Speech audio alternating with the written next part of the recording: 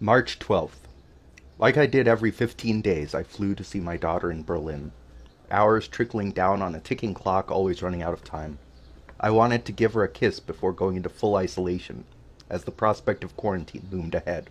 We strolled around an empty park, far away from the city, Berlin, buzzing with people without face masks. I sang Bella Ciao to her, our lullaby. I brought her back to her mother, kissed her goodbye, and went back to the airport. There wasn't much waiting for me back in Bruxelles. Work, loneliness, and no face masks. I could hear threats shouted from Bruxelles. There won't be any flights. They will shut down the borders. I couldn't quite grasp it.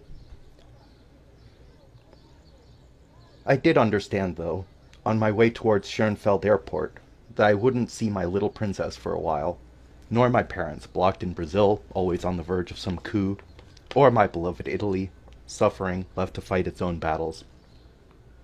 In 42 years of migrations in a family with the most variegated DNA, it has always been a journey, travel, which has defined the most formative moments of transformation, my own personal exoduses away from hunger and danger.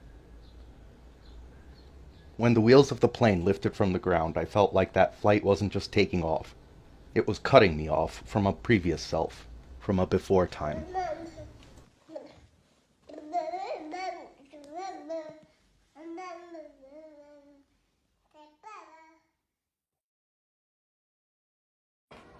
A transparent bubble at the center of a giant installation built around a mechanical toy train that goes around in circles ceaselessly.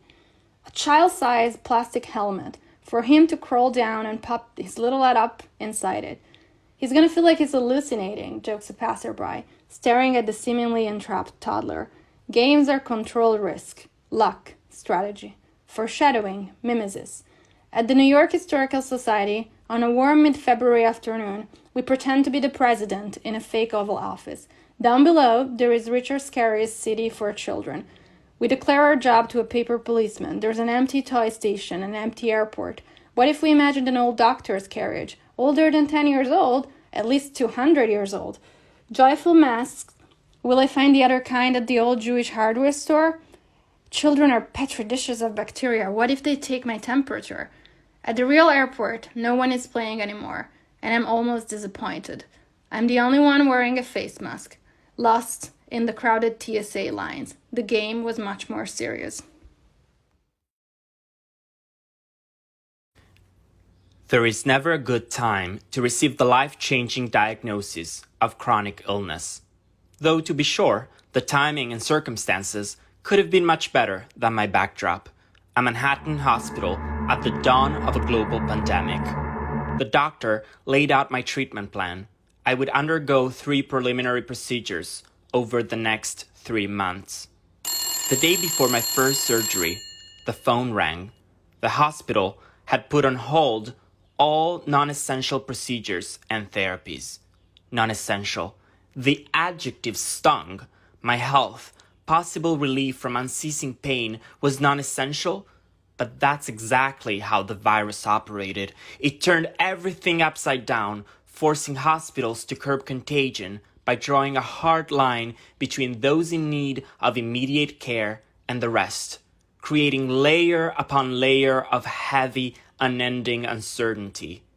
The future has never been and will never be in our hands, but now the uncertainty of what will happen is much sharper, more destabilizing, frightening. I fought for treatment and was able to start my therapy at another hospital. From the taxi, during what should have been rush hour, I peered in awe at the deserted streets of Manhattan. The only sound was the relentless wail of ambulance sirens.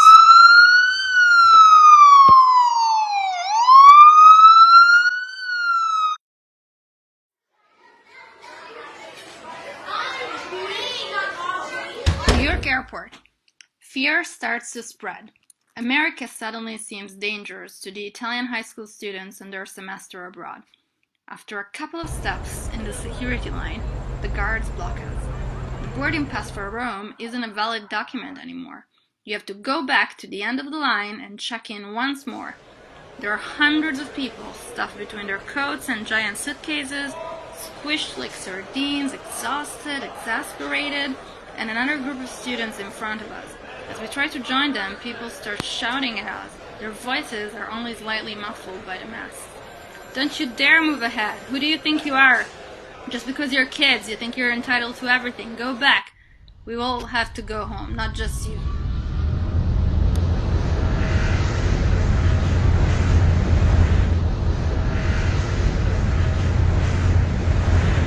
I sit on the floor in what once was my Notting Hill apartment, in the city that has shaped most of my 20s. I stare at the taped and bubble-wrapped boxes containing 4 years of life, still in disbelief. Next to those mountainous peaks, a suitcase, the same suitcase I had when I arrived in London, with a few clothes and a lot of big dreams. In a few months, I found a job that I loved in the city, and I could feel it was the beginning of something bigger.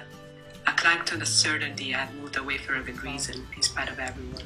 The pride of having made it all on my own. A place that was once foreign was now home. Today, I packed up my life in these boxes in front of me. Back when the world was normal, in our usual routine, I would have probably soaked the adrenaline, pushing my ahead, the thrill of change, of a new beginning, but instead the silence is deafening today in my apartment, almost like after a long heavy snowfall, which in this case lasted 7 weeks. I often ask myself if I could have ever believed the news that the world at some point could have frozen in a surreal parallel dimension, that freedom would have been put on standby, that borders would have been blocked, that distances would have widened, that tomorrow would have just floated in a state of suspension, just like our lives. I would have probably laughed.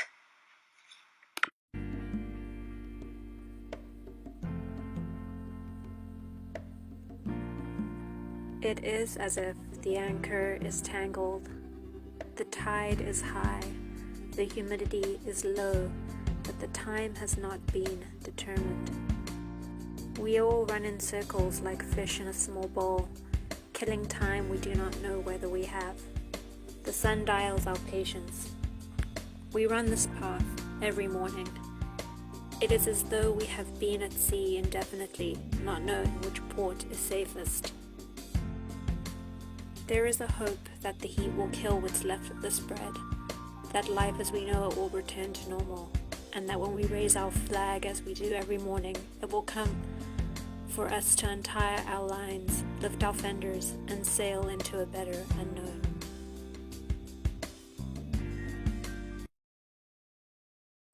The lockdown in Tel Aviv began on March 14th, but we felt as if we were about to fall off a cliff on April 8th, the first night of Passover.